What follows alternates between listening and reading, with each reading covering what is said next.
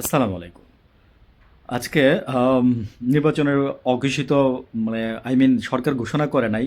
বেসরকারিভাবে ঘোষণা করা হইছে যে বিএনপি জিততেছে।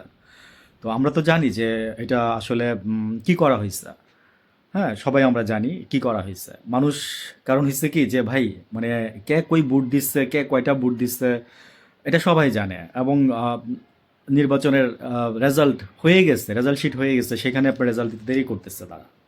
তো সামথিং ওয়াজ রং মানে নাহলে কেন রেজাল্ট দিতে দেরি হবে?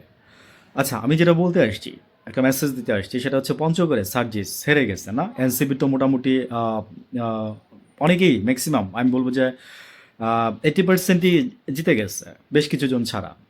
আমি নাম নাই বলে আপনারা জানেন যারা, তারপরে হচ্ছে এই যে সার্জিস, তারপরে হচ্ছে আরও এটসেট্রা আরও আরও কয়েকজন আছে। তো যারা জিতছে তাদের নামও আমি জানি। কিন্তু আমি যেটা এখানে বলতে চাচ্ছি সেটা হচ্ছে যে পঞ্চগড়ে আজকে আপনার শুনলাম যে আওয়ামী লীগের অফিস খুলে দেওয়া হয়েছে। তো এটা হবে আমরা জানতাম। কিছুদিন পরেই এটা খুলে দিত, সব অফিসই খুলে দিত।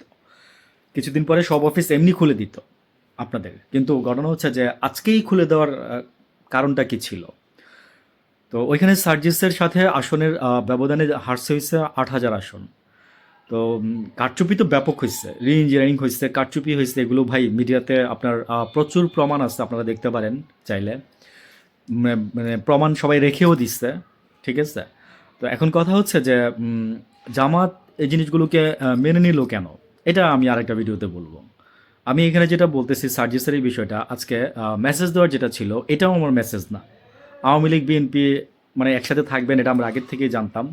সো ইট ডাজেন্ট ম্যাটার, কিন্তু ম্যাটার হচ্ছে যে 10 বছরের একটা বাচ্চা ছেলেকে আপনার ওর এখানে একটা ব্যাচ পড়া ছিল শাপলাকলির, 10 বছরের ছেলে, তাকে আপনার বিএনপির লোক দেখে চর মারছে, বলছে যে শাপলাকলির সমর্থক, ধরে চর মারছে। আপনারা যদি নিজের মধ্যে যদি মানবিকতা বোধ না নিয়ে আসতে পারেন, হ্যাঁ, আমি আর কি বলবো যে এই যে আপনারা যা আপনাদের যে নেতা, উনি যদি এই জিনিসগুলো ঠিকঠাক না করতে পারে, দেখেন হাসিনার চেয়ে কি আপনারা বেশি শক্তিশালী ছিলেন?